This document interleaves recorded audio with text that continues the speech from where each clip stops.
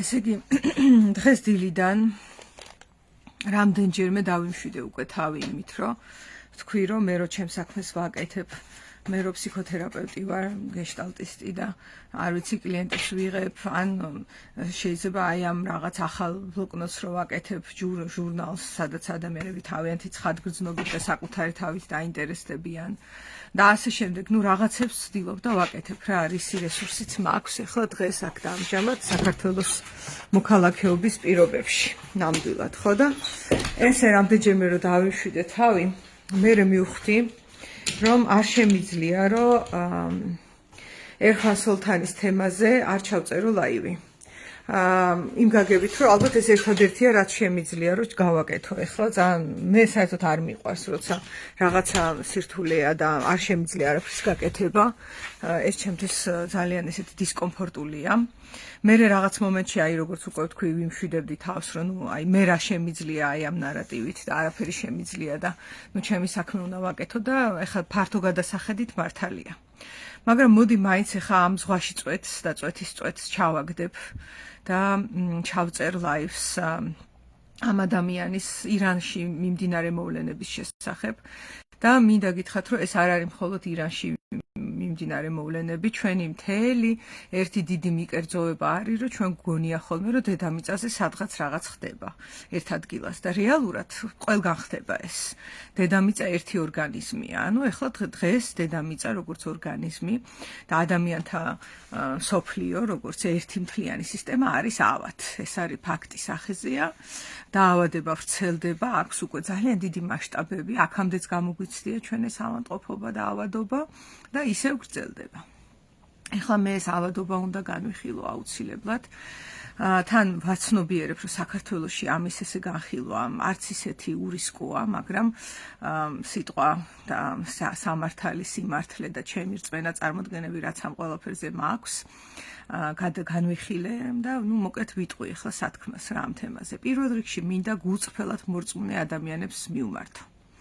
აი ვისაც გულწრფელად სწამს, არა აქვს მნიშვნელობა ალაჰის სწამს, ქრისტიანული ღმერთის სწამს, იუდაური თუ როგორი არიან ადამიანები, მე ვიცნობ მათ, ვისაც გულით ძალიან გულწრფელად სწამს ის რელიგიური ღმერთები, სხვადასხვა რელიგიებში რაც არის მოცემული და დარწმუნებულები არიან, რომ ეს სიმართლეა და თავს გაწირავენ ალბათ ყოველ შემთხვევაში ისინი მიჰყვებიან გულწრფელად გულით ღვთის ცნებებს, რომლითაც სწამთ.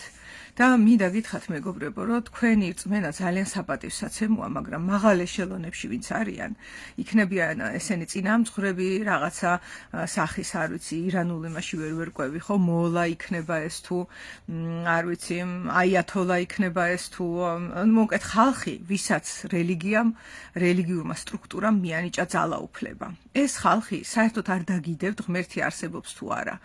ეხლა ძალიან უხეში უნდა ვიყო, მათ ფეხებზე კიდიათ ღმერთი, რელიგია, რწმენა 99.9%-ს ალბათ, ან არ ვიცი თუ მეშლება, ირანში მე ესე წარმომიდგენია, სულ ფეხებზე კიდიათ რა წერია ყურანში, არას დაგიდებენ ღმერთის კანონებსა და ღვთის გზას, სიმართლეს სად არის, ესეც ახატიათ, მაგრამ და მემეცაც გეტყვით. ათეისტებს მარტო იმიტომ ვერ იტანენ, რომ ისინი რაღაცნაირად საფრთხეს წარმოადგენენ მათი ძალაუფლებისთვის, თორე თვითონ უარესი ათეისტები არიან. თვითონ არიან ათეისტები, ვისაც მორალიც კი არ გააჩნიათ ხოლმე. ძალიან ხშირად არის ესეთი ვითარება და ამ ხალხს აქვს მოკეთ მოწყობილი ცხოვრება და ბიზნესი, რომელსაც საფრთხე ემუქრება თუ ხალხს აღარ ექნება რწმენა. ეს არის ერთადერთი შიში და ერთადერთი დრაივი და ენერგია, რაც ამ ხალხს უბიძგებს, რომ რაც შეიძლება მეტი იქადაგონ და ირანში უკვე ქადაგებას გასცდნენ. და თუ იცით ბრალდება, რომელიც აქ წაყენებული ადამიანს, რომელსაც არაფერი დაუშავებია, მან როგორც მოქალაქემ, ირანელმა ახალგაზრდა ადამიანმა, 26 წლის კაცმა, გამოვიდა და გამოხატა თავისი აზრი, დააფიქსირა პროტესტი, მას არავინ მოუკლავს, მას არავიზე უძალადია, მას არაფერი დანაშაული არ ჩაუდენია კანონის წინაშე, გარდა ერთისა, რასაც აბრალებენ ახლა, რომ ღმერთის წინააღმდეგ წავიდა. ეხლა თქვენ წარმოედგინეთ ღმერთი, რომლის წინააღმდეგ წასვლაც იწვევს იმას, რომ მოლები, აიათოლები, არ ვიცი მღვდლები თუ ვინც არიან, მოკიდებენ ადამიანს ხელს და სახრჩობელაზე კიდებენ. ესეთი ღმერთი წარმოგიდგენიათ? ჯერ წარმოედგინე რა სუსტია ეს ღმერთი, რომ თუ მის წინააღმდეგ ვიღაცა წავიდა, ვიღაცა ხალხი ჭირდება, რომ აი გამოვიდნენ და 200,000 კაცი დახოცონ იქა, ხო? აი ეს აბსოლუტურად გაუგებარია და თუ ღმერთი პატიობს და არ კლავს, იმათივე ლოგიკიდან რო ვისაუბრო ახლა. ესენი საერთოდ ვის დაკარგვიან და რა უფლებით იჭერენ მესიის מחვილს ხელში და რა უფლებით დაძდევენ ამ ხალხს და ხოცავენ, ეს გაუგებარია. მაგრამ ახლა ნახეთ რა არის რეალობა. ეს არის გარედან ზედაპირზე საპნის ბუშტის გარეთ რო ფერები დადის, აი ეს მესიჯები არის ახლა რაც გავაშხერე და შიგნით რა არის. აიათოლას და საერთოდ აი ამ რელიგიურ ხალხს ძალიან ჭირდება ადამიანები, რომელსაც აქვთ ტვინი გამორეცხილი საიქიო ცხოვრებაზე ფიქრით და დღეს აქ ამჟამად ამ ცხოვრებაში არსებობის დროს ხელის განძრევა არაფერზე აღარ უნდათ და სასიცოცხლო ენერგია ჩაკლული აქვთ და ელოდებიან სიკვდილს, რომ მერე იქ გაიხარონ, იქ და იმჟამად და აქ და ამჟამად, ანუ აქ დაახლა პრინციპი, თანამედროვე აწრაც ხდება ცხოვრებაში, ეს პრინციპი არის წართმეული მათი ცხოვრებიდან.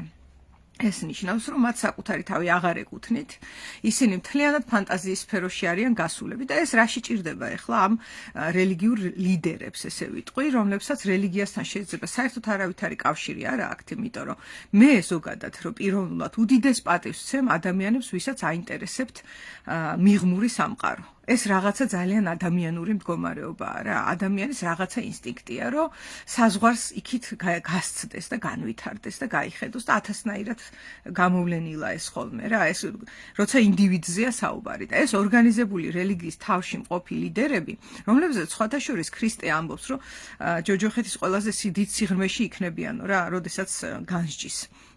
და საუბრობს ამ თემაზე, ხო? ეს შემთხვევით არის თქვა, იმიტომ რომ ეს ხალხი არიან ადამიანები, რომლებსაც აი მაფიას უფრო შევადარებდი, აი მაფიის ბოსები და ლიდერები, რომლებიც ახლა იმას კი არ ღელავენ, რომ ეს ადამიანია, ეს ცოცხალია, ამას არაფერი დაუშავებია, ამ ღვთის წინაშე პასუხი როგორ ვაგორო სიკვდილი მიუსაჯეოს და 6 წლის კაცს და 200,000 ჩემი თანამოქალაქე რომ უნდა დავხოცო, ახლა ან შეიძლება მილიონი დავხოცო, რა პრობლემაა. თავარია მე მუხლები მიკანკალებს და არ მინდა რომ დავკარგო ახლა ჩემი არ ვიცი შემოსავლები, ძალაუფლება, კონტროლი, იმიტომ რომ ამ ხალხს თავი გამოურეცხე და ტვინი გამოურეცხე, ხლა ისინი ჩემ კონტროლ ქვეშ არიან ამის გამო, ხო? აი თითქოს ხო ახალს არაფერს არ ვამბობ, მაგრამ აი მართლა ხელებ დაკაპიწებული საშრომი აქვს დედამიწის თითოეულ არსებას, ადამიანს, ვისაც ცოტათი ესმის, ეხა მე რასაც ვამბობ. აი მე რასაც ვამბობ, ეხა ეს თუ ოდნავ ლოგიკურად გეჩვენება, როდესაც ისმე, ხო? ესე იგი ხელ დაკაპიწებული საქმეა, რომ რაღაცნაირად ადამიანებში აი ამ კანკალის შიშის და ძალადობის ნაცვლად გაჩნდეს მესამე სივრცე, სადაც უბრალოდ შეიძლება რომ იყო, იცოცხლო. და შენი სიცოცხლე არ იყოს ან ძალადობრივი და ან მუხლება კანკალებული, შეშინებული, რომელიც ისევ განაპირობებს მერე ძალადობას და ამ საშინელეს, ესე იგი ფსიქიკურ აშლილობას, რომელიც მასობრივად არის ეხა იქ რელიგიურ ლიდერებში მოცემული, ეწირება ეხა დღეს თვალსაჩინოდ უყურებთ ცოცხალი ადამიანები, საშინელი სიკვდილით ეწირებიან, დაუმსახურებელი, უსამართლო, აბსოლუტურად არაადეკვატური აი წარმოუდგენელი საშინელება ტრიალებს და რაღაცნაირად ადამიანები თვალს არიდებენ ახლა ამას რა, აბა ომს ხო არ დავიწყებთ, ომი გინდათ, აქაც გაიჟღერებს ალბათ ახლა ომი დაიწყება და ასე შემდეგ და საქმე იმაშია რომ ომი დაწყებულია, ჩვენ ამას უბრალოდ თვალს ვარიდებთ, ეს ახლა ომია იქ რაც ხდება და საერთოდ ახლა დედამიწაზე რაც მიმდინარეობს არ არსებობს ერთი ქვეყანა, მეორე ქვეყანა, მესამე ქვეყანა. რაღაცა ხო გეოგრაფიულად დაყოფილები ვართ. მაგრამ ჩვენ ახლა ირანში რასაც უყურებთ, ხო მე ახლა აი აქ რო ვზივარ და ნახე რა ბედი ეწევა. კონკრეტულად ეს ერფან სოლთანი ახლა არის ამ ყველაფრის სიმბოლო. იმიტომ არის ერთ ადამიანზე ამხელა აქცენტი გაკეთებული, მაგრამ რეალურად მთელ ირანში არის ეს ამბავი და მთელ ირანშიც არა, მთელ სამყაროშია გადავრცელებული ახლა. და მე აქ ვზივარ და მე ახლა ვისწავლე, რომ მე ვცხოვრობ სამყაროში, სადაც შეიძლება უბრალოდ იმიტომ, რომ ჩემი აზრი გამოვთქვი, დამიჭირონ, თოკი მომაბან კისერზე და ჩამომკიდონ. და ეს ჩემი თანამოაზრეები და მაგისი მინი ვარიანტი მე გამოვცადე და მოგიყვებით. და ჩემი თანამოაზრეები იშფოთებენ, იღელვებენ და იტყვიან, რომ სხვა არ დავიწყებთ. ჯობია ეს ერთი კაცი მოკვდეს და ყველანი ვიყოთ წყნარად, ვიდრე მთელი ხალხი აირდაირიოსო. ესეც ხო არ გეცნობათ ეს ციტატა.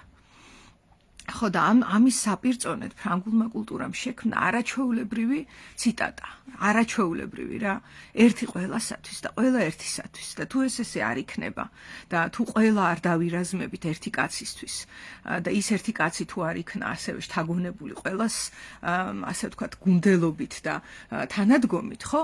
ესე იგი ნუ ეს ჩვენ ახლა ყველამ ვისწავლეთ, რომ ეს ყულფი ჩვენ ყველას გვიკეთია კისერზე გარკვეულწილად. ზოგს მართლა უკეთია ფიზიკურად და არ ვიცით როდის ჩამოკიდებენ და მოკლავენ წამებით და დანარჩენებს ფსიქოლოგიურად გვიკეთია ახლა ჩვენ ეს ყულფი. არ ვიცი ამას ახლა რამდენად აცნობიერებენ გინდა ამერიკის და გინდა ევროპის და ვინც გინდა ლიდერები. მე ოდესღაც მეგონა რომ რაღაც მაღალ ეშელონებში ადამიანი რო იყო ხოლმე ადრე ვფიქრობდი რომ ალბათ რაღაც გონებრივი დამსახურებითაც მოხდა იქ.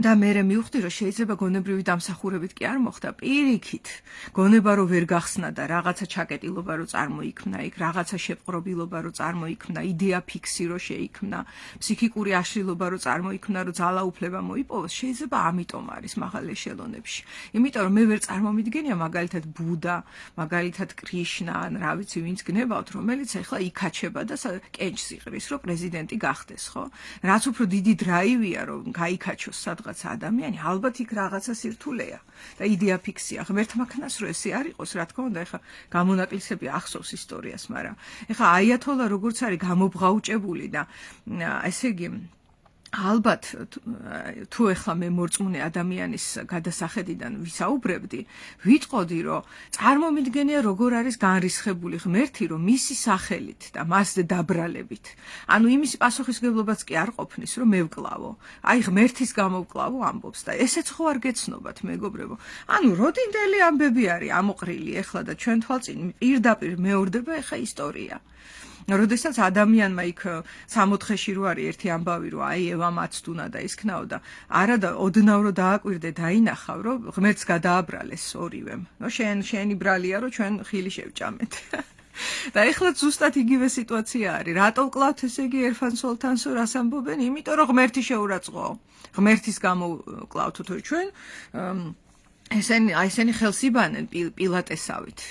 რომ ესენი არაფერ შუაში არ ყოფილან თურმე გაიგე პირადად აიათოლა კი არ არის შეშინებული და შეწუხებული აი ამ ამბოხებით ის ღმერთს იცავს ნახე რა კარგი ფარი აქვს აფარებული და რა ფარისევლური და რა საშინელი და ამ ყველაფერზე არ ვიცი ეხა აბსოლუტური თან უძულურების განცდა მაქვს რომ რა შეიძლება გავაკეთო მე ეხლა ტასო გეგიამ თბილისში ვზივარ რა პირობებში და რა სიტუაციაში და ჩვენ ქვეყანაში ცალკე თავის ტკივილებია რომელიც ნებისმიერ ქვეყანას შეგვიძლია გავაჯიბროთ რა ხდება და როგორ ხდება და მეორეს მხრივ ეხლა უყურებ და პიკია ეხლა გამოირკვევა ჩვენ რა გზას ავარჩევთ რა ეს პიკია უკვე ადამიანებს უდანაშაულო ადამიანებს იმის გამო რომ მათ მობეზდათ ეს ფარისევლური ფსევდორელიგიურობა როგორიც არის ეხა ირანში ეს ხო ფსევდოა რა მე მეცაც გეტყვით ეხა ფსიქოლოგიური თვალსაზრისით რო გადავხედოთ ორი ვარიანტია ერთი რომ ფსიქოზი აქვს ამ ხალხს რაც მე არ ამგონია ანუ მე ვსაუბრობ ეხა იმ მორწმუნეებზე ვინც ემხრობიან ეხა ამ კაცის მოკვლას ღმერთის გამო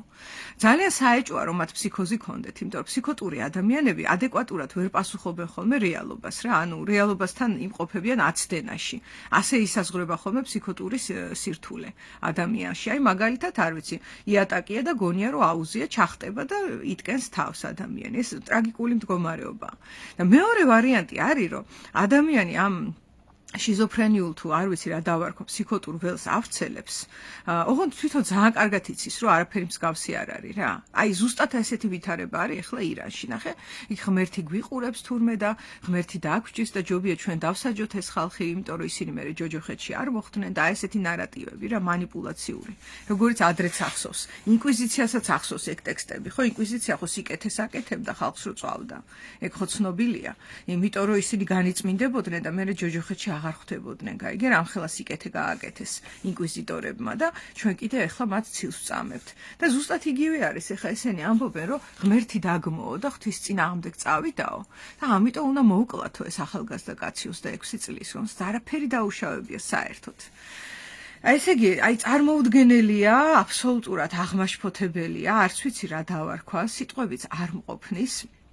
ისეთი ვითარებაა და ნამდვილად აქ არის ძალიან ახლა დასაფიქრებელი, რომ თუ ამასაც ჩვენ და უკვე ბევრი რამე გვაქვს დაიგნორებული, ხო? იქ ომებია, ჟლეტა არის, გენოციდია პლანეტაზე, შეჭრილი არის ერთი სახელმწიფო მეორე სახელმწიფოს ტერიტორიაზე უკვე რა ვიცი რამდენი წელია და მიდის ხოცვა ჟლეტა. ეხლა კიდე წარმოიდგინეთ იქ რამხელა ინფორმაცია, რაზეც ჩვენ ხელი არ მიგიწვდება, ხო? ეს ყველაფერი ხო არ ვრცელდება, რა ხდება? იჭერენ კიდეც ინფორმაციას და კიდე იქ რაღაცა შავი წყლებია, რომელშიც ეხა ვიღაცები თევზებს იჭერენ, იმიტომ რომ გონიათ, რომ ეს, როგორ გითხრა, ადამიანებს სულ გონიათ, ეხა რაღაცა ძალიან აღმოსავლური ფილოსოფია უნდა ვთქვა, რომ სხვა არსებობს და ეხა რაღაცა ლეველზე, ორგანიზმულ ლეველზე, კონტაქტის დროს და ასე შემდეგ, როცა ინდივიდები ვართ, ჩვენ ყველა ინდივიდები ვართ და არსებობს სხვა. და რაღაცა ძალიან მაღალ მასშტაბზე, როდესაც ადიხარ და გადმოიხედები, კაცობრიობა ერთია, ერთი დიდი ორგანიზმია. და ამ გაგებით არ არსებობს სხვა ქვეყანა, სხვების პრობლემები. მე ადრეც ჩავწერე ამაზე ვიდეო, რომ სხვისი ჭირი ღობეს ჩხირი არის ყველაზე მძიმე მდგომარეობა ალბათ. ერთ-ერთი, რაც შეიძლება ადამიანმა დაყოს, იმიტომ რომ ეს სხვისი ჭირი ღობეს ჩხირი არის ლეთარგია. ადამიანს ამ დროს გონია, რომ მე არ მეხება ეხა და რა ვქნა იქ, რა ვუყო, გაიგე? მე იმას არ ვამბობ, რომ სხვისი პრობლემებით იცხოვრო. ეს მეორე პოლუსია. მაგრამ სხვისი პრობლემებიდან გამოყოფა თავისა და საკუთარ თავში დაბრუნება არ ნიშნავს, რომ ახლა ის სხვები აღარ არსებობენ და გავაქროთ საერთოდ და გინდყოფილა გინდა რა, ხო?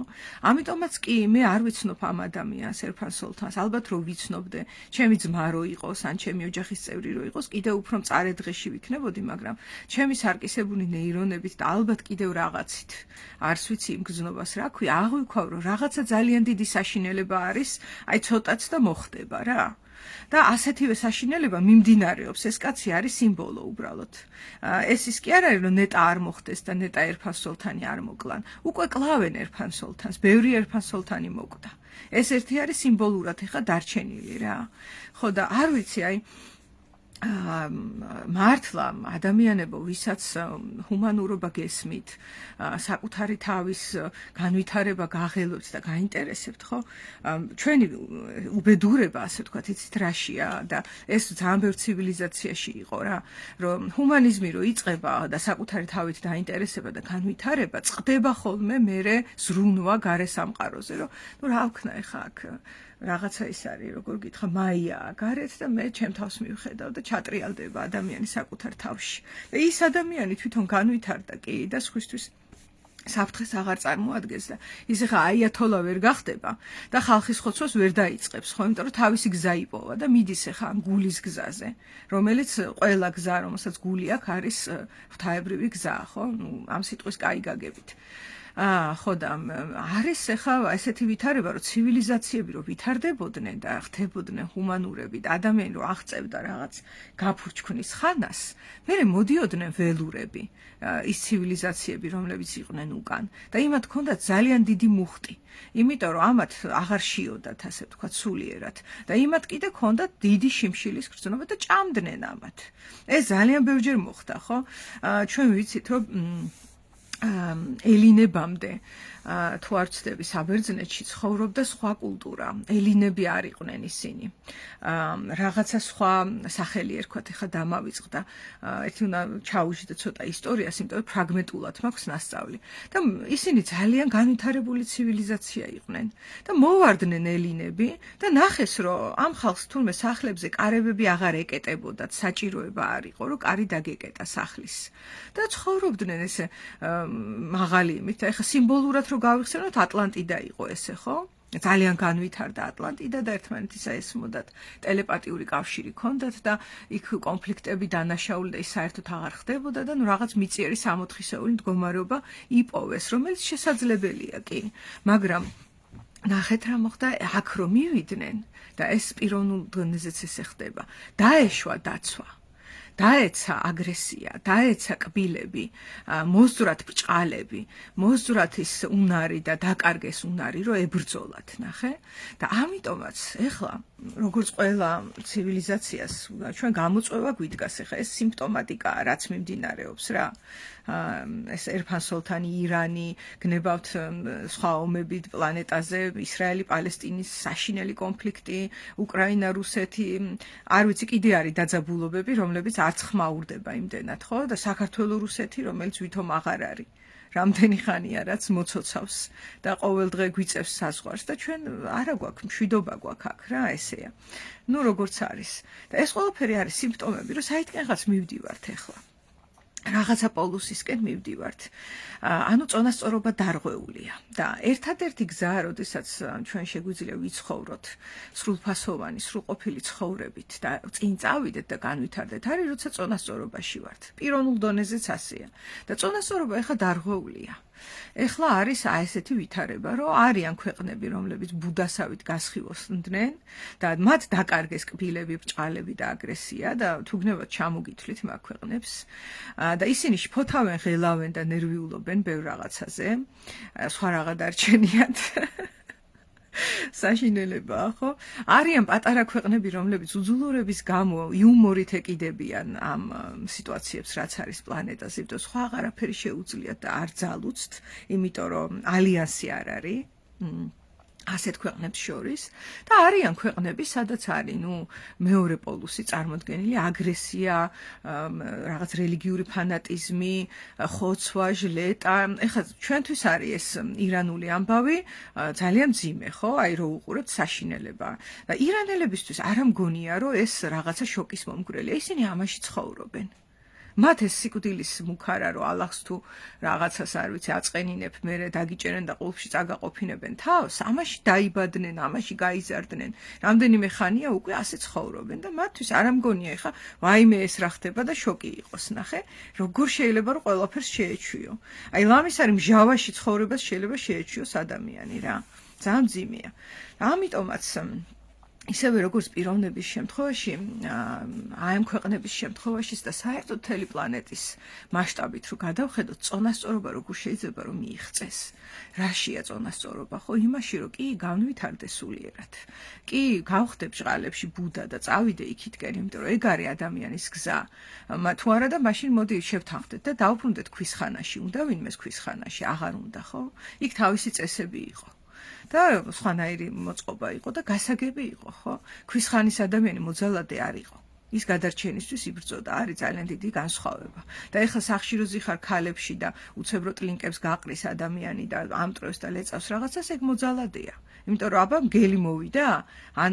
სხვა ტომელი შემოგივარ და მოკლას გიპირებს არა ხო აი ამაში არის განსხვავება ქვის ხანის ადამიანი პასუხობდა რეალობას და თუ ეხლა ქვის ხანაში გვინდა რომ დავბრუნდეთ ცუდი გაგებით რეგრესი განვიცადოთ და ნუ ოკეი აღარ გვინდა ცივილიზაცია კი ბატონო მაგ შემთხვევაშიც ნუ გზახსნილია ადამიანი თავისუფალია მაგრამ ალბათ ეს არავის უნდა და მეორე მხრივ არის რომ თუ წინსვლა გვინდა და რაიმე პროგრესი და განვითარება უნდა კაცობრიობას მოსანახია ეხა ცნობიერი გაწონასწორების გზები და არა ეს რაღაც გაუცნობიერებელი ავტომატური რეაქციული ქცევები დახოცვები, ჟლეტები, ომები, გენოციდები, ნუ ეს უკვე ძალიან ძველი ამბავია. და სამწუხაროდ აქ არის რისკი. აქ ბუნებრივი გადარჩევის ამბავი მიმდინარეობს ახლა ევოლუციაა ეს. თუ არ გაცნობიერდა და თუ ცნობიერად არ წავედით წონასწორობისკენ, რო კი ჰუმანურები ვართ, კი გვაინტერესებს ფილოსოფია და ფსიქოლოგია და თვითგანვითარება და გვაინტერესებს არ ვიცი რაღაც რელიგიაც იმ გაგებით რომ სულიერი ზრდა არის და გვაინტერესებს ოკეი ფანტაზიების სამყაროც ემოციები და კათარსისი ესენი გვაინტერესებს კარგი და მეორე მხრივ კბილებამდე შეგვიძლია ვიყოთ შეიარაღებულები ჩვენ შეგვიძლია ვიყოთ მომზადებულები ომისთვის რომ ის არ მოხდეს. ეს ხო იაპონური ანდაზაც არის. თუ გინდა რომ მშვიდობა იყოს, ემზადე ომისთვისო, ხო? თუ რაღაც ესეთი ქვია. მირჩევნია ვიყო სამურაი, რომელიც ყვავილების ბაღში დადის, ვიდრე ვიყო მებაღე, რომელიც დადის ომში. იმიტომ რომ ნუ იმას იქ შანსი არა აქვს და სამურაი და საერთოდ საბრძოლო ხელოვნება და ბრძოლა და ეს ყველაფერი ხელოვნებაა. ეს ადამიანის სულიერებას არ აზიანებს, რომ მას ჰქონდეს კარგად გალესილი კბილები და ბრჭყალები. იმიტომ რომ ეს მომზადება და ეს ძალა არის ზუსტად ის, რაც აი ესეთ სიტუაციებში ჯერ ერთი პრევენციას გააკეთებს. ჩვენ ხო ვიცით, რომ ყველაზე კაი დაცვა არის იმუნიტეტი. ანუ ვირუსისგან დაცვა თუ გინდა აცრაჯობია გაიგეთო. ვიდრე შეგეყაროს ვირუსი და მერე იბრძვის ორგანიზმი, ხო?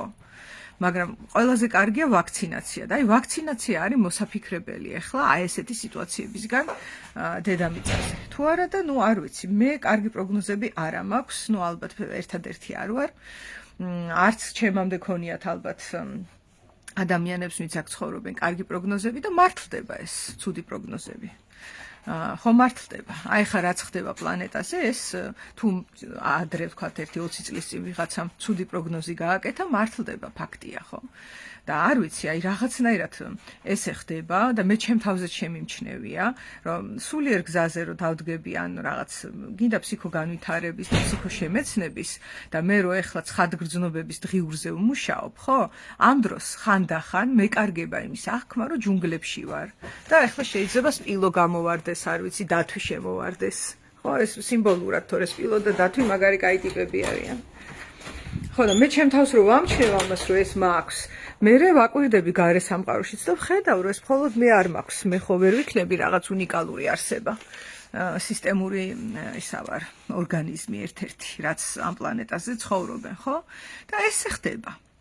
მე რო ეხა ბისერებს კინძავ მუსიკას უსმენ და ცეკვავ და მეგობრებთან ერთად სალაშქროდ დავდივარ, ამ დროს შეიძლება მავიწყდება, რომ არ ვიცი, თუნდაც უკრაინაში ბომბები ცვივა ეხლა.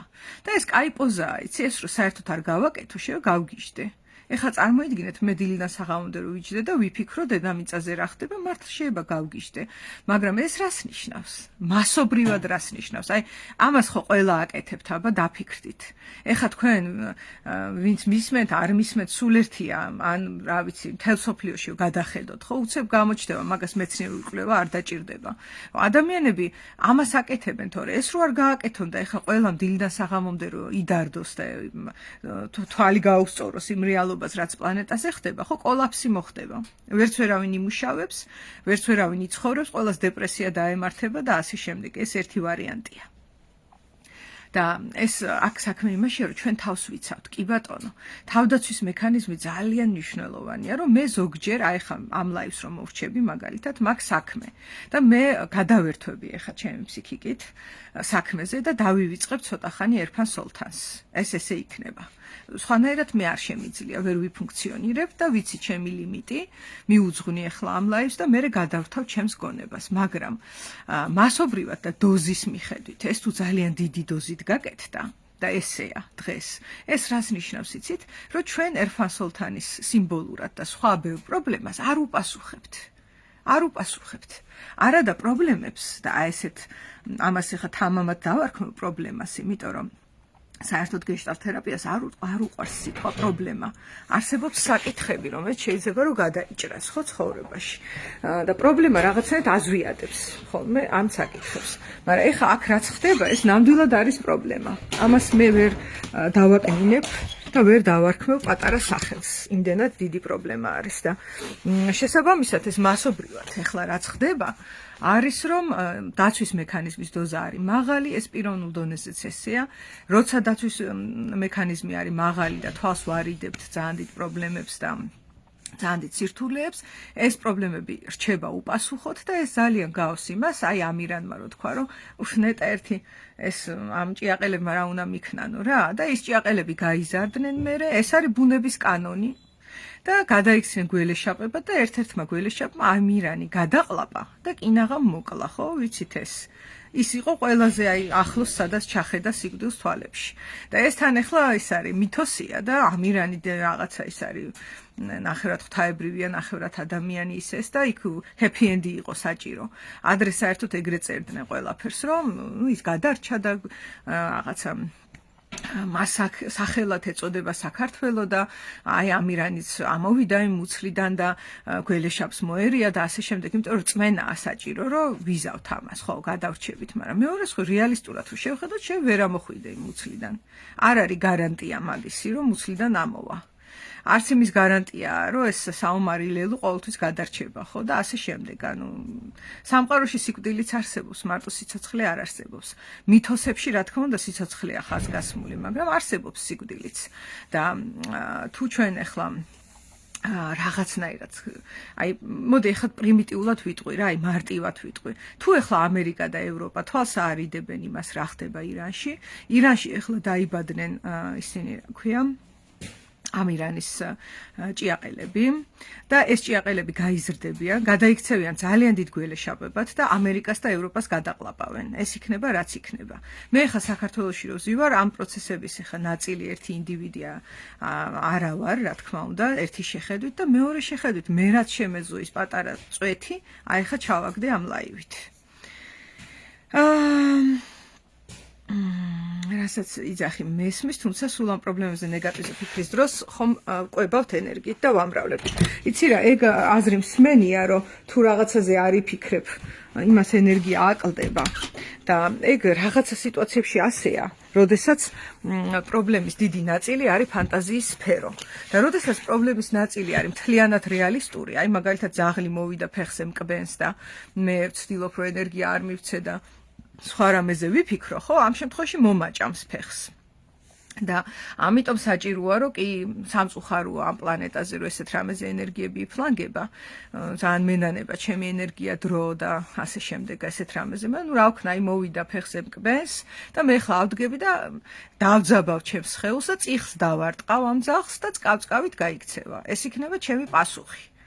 ხო და ამ სამყაროში ვცხოვრობთ და თუ ეხა მე ოთახში ვზივარ წარმოსახვით ძაღლზე ვფიქრობ, რომელმაც ფეხზე მიგვინოს, მან ძალიან კარგი იქნება, რომ უბრალოდ არ გამოვკვებო ენერგიით ჩემი ეს ფიქრი და ჩემი ფოკუსი გადავატრიალო სხვაგან. აი კონტექსტს გააჩნია და მადლობა სოფო, ძალიან კარგი კითხვა იყო.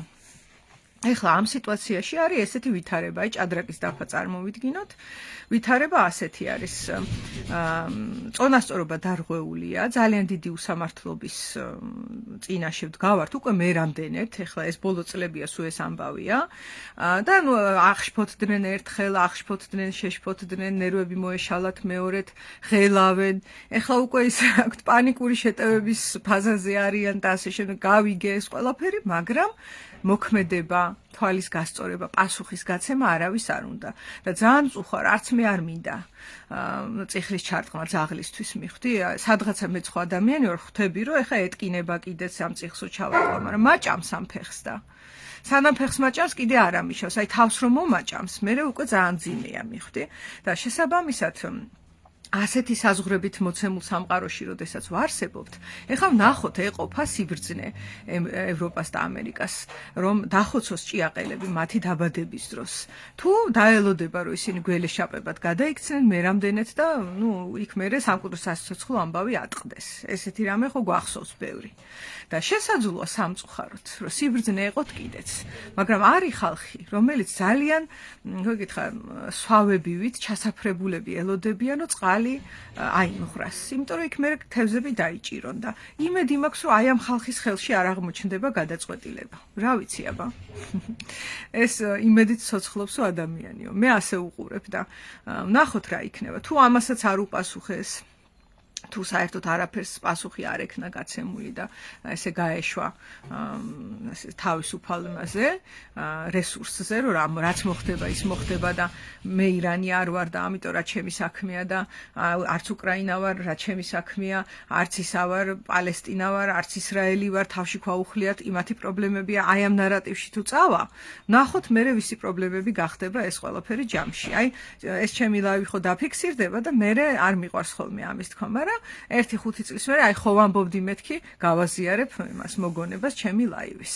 თუ ესე წავიდა და თუ არავინ ჩაერია და თუ დღეს ჩვენ ნახეთ რომ ჩაერია ვინმე და რაღაცა ნამდვილი მოქმედება და პასუხი გასცა სოფლიო მასშტაბით იმას, რაც ახლა ირანში ხდება, მე მაშინ ვიზეიმებ და ვიტყვი, რომ მიხარია, რომ როგორც იქნა რაღაცა გაცნობიერდა და რაღაცას პასუხი გაეცა რა. ეს უკვე ზოგად საკაცობრიო მასშტაბით. ძალიან მნიშვნელოვანი ნაბიჯი იქნება პროგრესის. ნახოთ რა იქნება. ადამიანში რესურსები არის ყოველთვის მოცემული პასუხი, ძალიან დიდი რესურსები აქვს ადამიანს, ბევრჯერ გაოცებული ვარ ხოლმე. აი მომაკვდავი მდგომარეობიდან შევა სფინქსივით აღდგეს ადამიანი, იმხელა რესურსი აქვს და იმედს ვიტოვებ, რომ ევროპასა და ამერიკასაც ბუდიზმის და მიუხედავად სიმბოლურად ვამბობ ბუდიზმს ეყოფა რესურსი, რომ უპასუხოს ახლა ამ კრიზისს და არაცადო სამჭიაყელებს გაზრდა.